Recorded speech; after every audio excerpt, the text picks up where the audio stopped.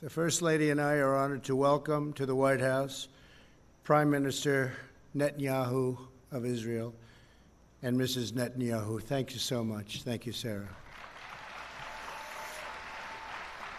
And Foreign Minister Abdullah bin Zayed, United Arab Emirates, UAE. Thank you very much.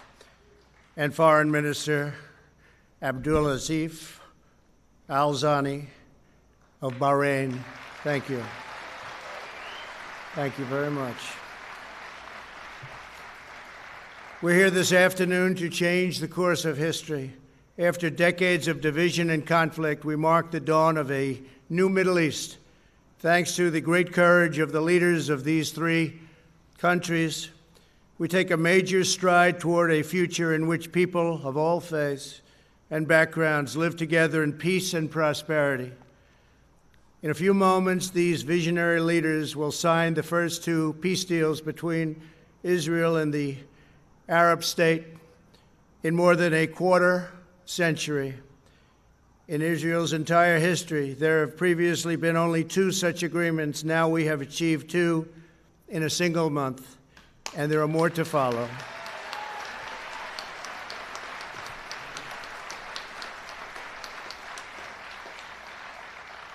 Israel, the United Arab Emirates, and Bahrain will establish embassies, exchange ambassadors, and begin the cooperate and work together so strongly to cooperate as partners across the broad range of sectors, from tourism to trade and healthcare to security.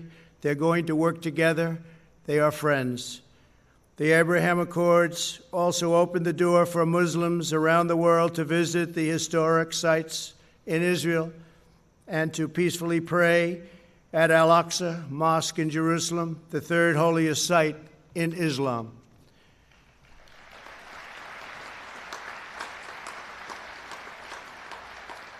Together, these agreements will serve as the foundation for a comprehensive peace across the entire region, something which nobody thought was possible, certainly not in this day and age, maybe in many decades from now, but one founded on shared interests, mutual respect, and friendship.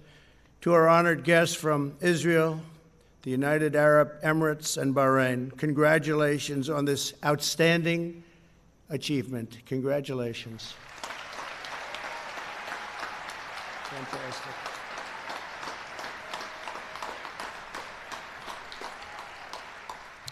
I also want to thank Vice President Mike Pence. Thank you, Mike. Great job. Secretary of State Mike Pompeo. Mike, thank you very much. National Security Advisor Robert O'Brien. Robert, thank you. Mr. Jared Kushner. Jared, thank you very much. Ambassador Brian Hook. Thank you very much, Brian. Thank you. Thank you. And Avi Berkowitz. Avi, thank you very much. I also want to give a very special thanks. He's been an incredible ambassador to Israel. David Friedman. That's a very great group of people, great group of patriots. They wanted this to happen so badly. They worked so hard. And again, nobody thought it could happen, and they thought it could happen. They never even doubted it. So I want to thank you all very much. Thank you. For generations, the people of the Middle East have been held back by old conflicts, hostilities, lies, treacheries. So many things held them back. Actually, lies that the Jews and Arabs were enemies and that Al-Aqsa Mosque was under attack. Constantly, they would say it was under attack. These lies passed down from generation to generation, fueled a vicious cycle of terror and violence that spread across the region and all over the world. These agreements prove that the nations of the region are breaking free from the failed approaches of the past. Today's signing sets history on a new course and there will be other countries very, very soon that will follow these great leaders.